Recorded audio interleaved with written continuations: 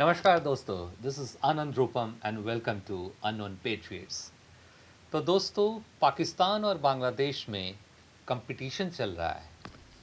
Competition ये चल रहा है कि अननोन गनमैन के हाथों जो भारत के जो दुश्मन हैं, टेररिस्ट्स हैं, वो कितने ज़्यादा ठुक रहे हैं, कितनी जल्दी इनकी विकेट गिर रही है, पाकिस्तान में पहले या बांग्लादेश में। पाकिस्तान का हाल ही में जिक्र किया था, एक बहुत बड़ा विकेट डाउन हुआ था।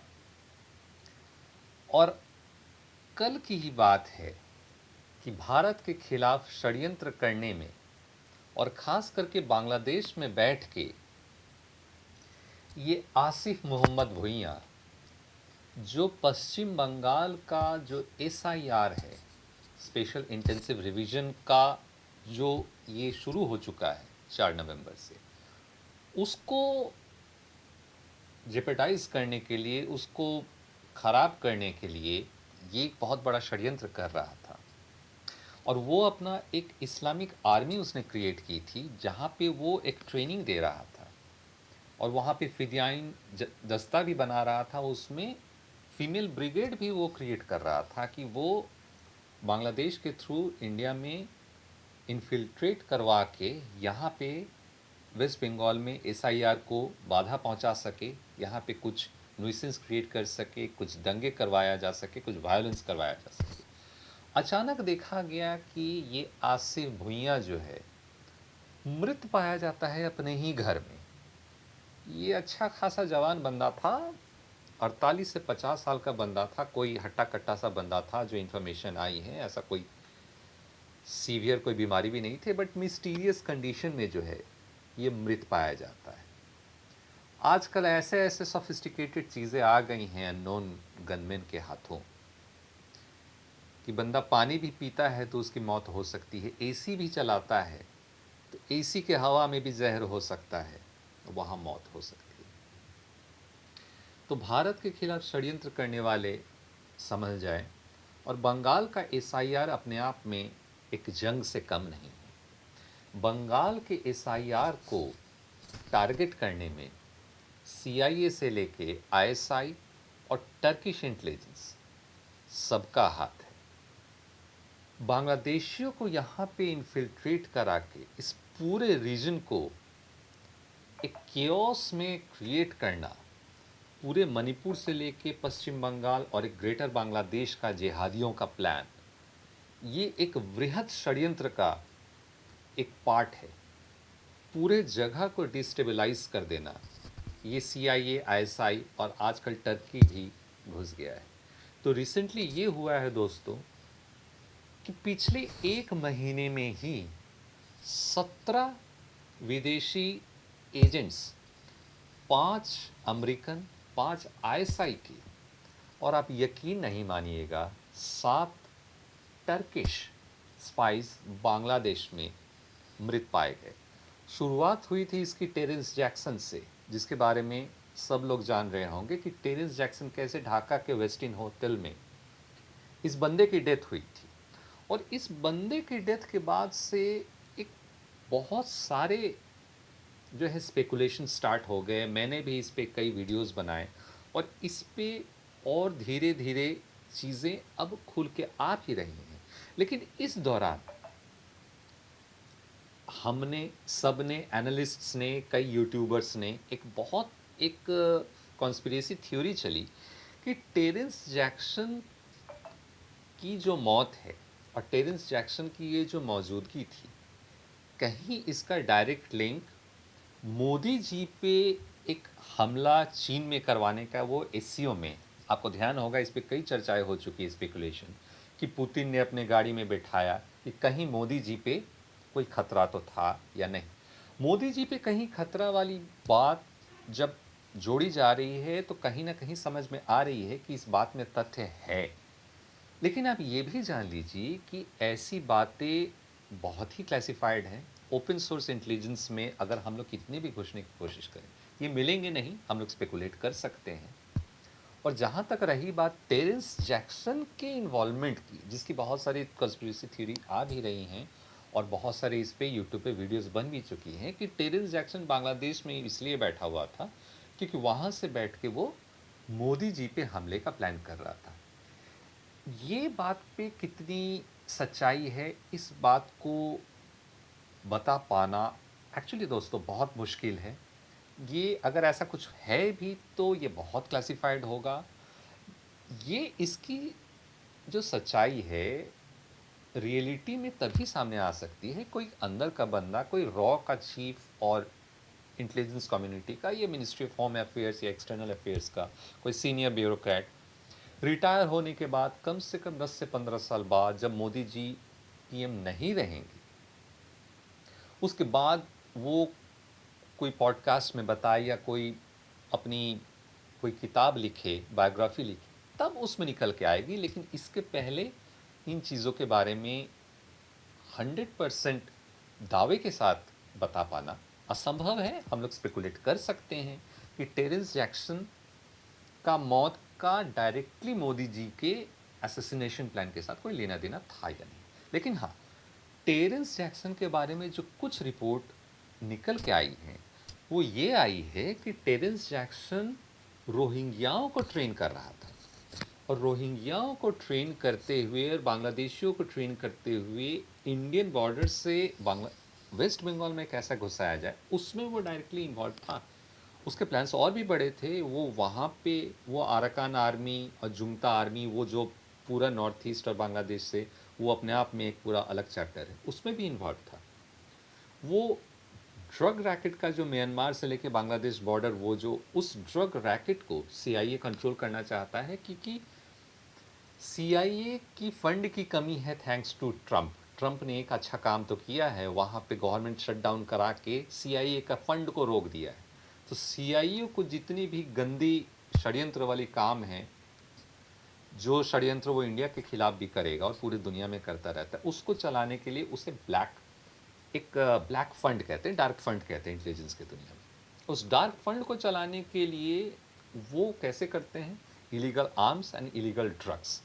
तो वो ड्रग्स के कंट्रोल को पाने के लिए टेरेंस जैक्सन और उसके साथ एक बंदा था रिचर्ड रोमन, इन दोनों को भेजा गया था ड्रग्स पे कंट्रोल करने के लिए, रोहिंग्याओं को ट्रेन करने के लिए। और रोहिंग्याओं को ट्रेन करवा के उन्हें बांग्ला भी सिखाया जा रहा था, कैसे इन्फिल्ट्रेट करना है, कैसे इंडिया में जाके स्लीपर सेल बनना है, ये सारे काम भी वो करवा रहा था।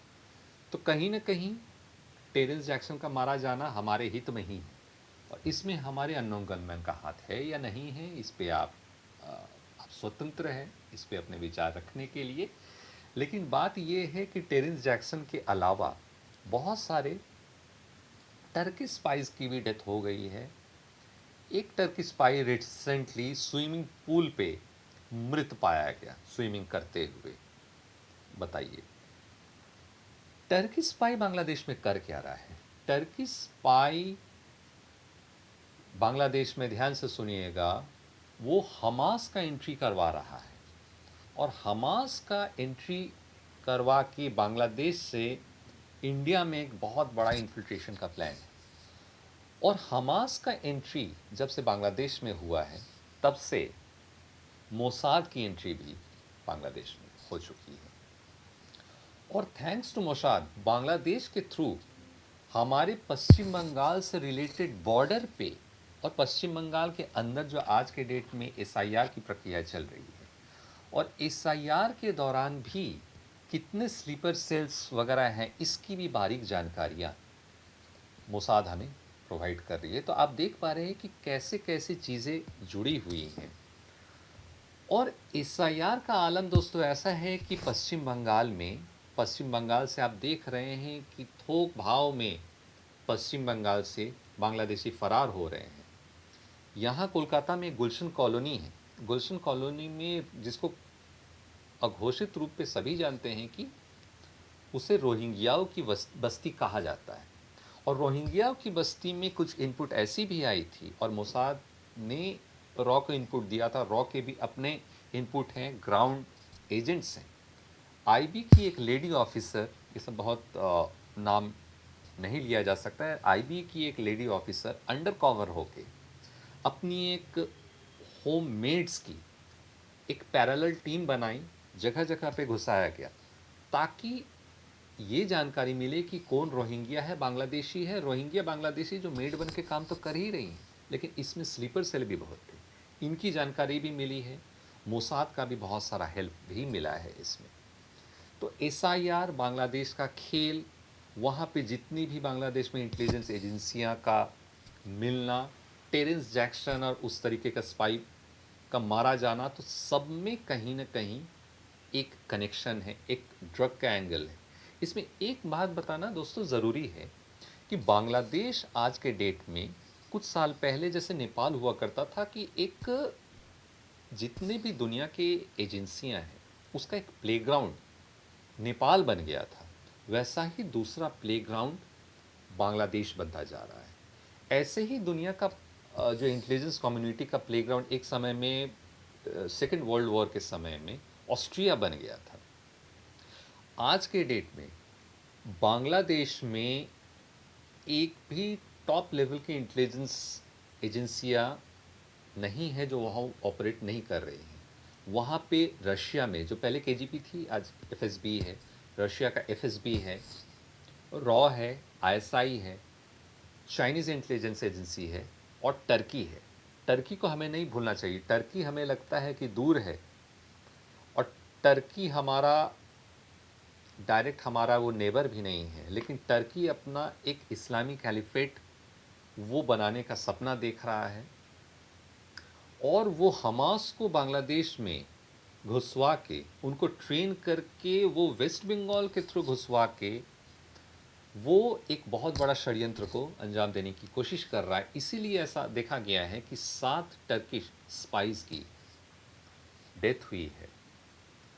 और पश्चिम बंगाल का एसआईआर भी अपने आप में एक युद्ध से कम नहीं है। इसलिए बांग्लादेश के बॉर्डर को सुदृढ़ करने के लिए हमारे गृह मंत्रालय ने एक बहुत सारे कठोर स्टेप्स लिए हैं। Satellite based and drone based systems को लगाया गया है। और एक सबसे बड़ी बात कि अभी न्यूली इंडक्टेड जो भैरव बटालियन है कमांडो का, उसे भी बॉर्डर पे लगा दिया गया है। और फ्लाइट रेस्ट्रिक्शन करने के लिए नोटम लगा दिया गया है 27 दिसंबर तक। इसका भी डायरेक्टली कहीं ना कहीं, आप माने चाहे नहीं माने, एसआईआर जो पश्चिम बंगाल में हो रहा है उसके साथ एक बहुत बड़ा संपर्क है। क्योंकि पश्चिम बंगाल में एसआईआर का बहुत अच्छे तरीके से होना, और जितने भी जंक ये बांग्लादेशी और रोहिंग्या हैं उनको फ्लश आउट करके, क्योंकि आंकड़ा ये बताया जा रहा है कि इसकी आंकड़ा जो है, जो रोहिंग्या और बांग्लादेशी यहाँ घुस के बैठे हैं, वो 1 करोड़ पार पश्चिम बंगाल में हो सकता है। तो इन्हीं चीज़ों पे दोस्तों हमारी आगे नज़र बनी रहेगी, कैसे कैसे यहाँ पे एसआईआर हो रहा है, बांग्लादेश बॉर्डर पे क्या हो रहा है, कैसे बांग्लादेशी ऑर्गेनिकली ही पिछले 1 सप्ताह में वो पश्चिम बंगाल छोड़ के बॉर्डर पार करके नॉर्थ 24 परगना वाले ज़िला से खुलना करके जो जगह है, वो खुलना वाले जगह से जो है वो बॉर्डर पार करके वो भाग रहा है। इसी बीच में एक अच्छी खबर भी ये आई है कि चिटागोंग और जसोर, चिटागोंग, जसोर और खुलना वाला साइड, उस वाले साइड में हिंदुओं का बांग्लादेश में एक बहुत बड़ा एक स्ट्रॉन्ग मैसेज भी आया है कि वो भारत के साथ जुड़ना चाहता है। तो बहुत सारी डेवलपमेंट ईस्ट की तरफ से भी बढ़ रही है। तो इन्हीं चीज़ों पे दोस्तों आगे भी हमारी नज़र बनी रहेगी। तब तक मैं आनंद रूपम आगे चाहता हूँ। जय हिंद, नमस्कार।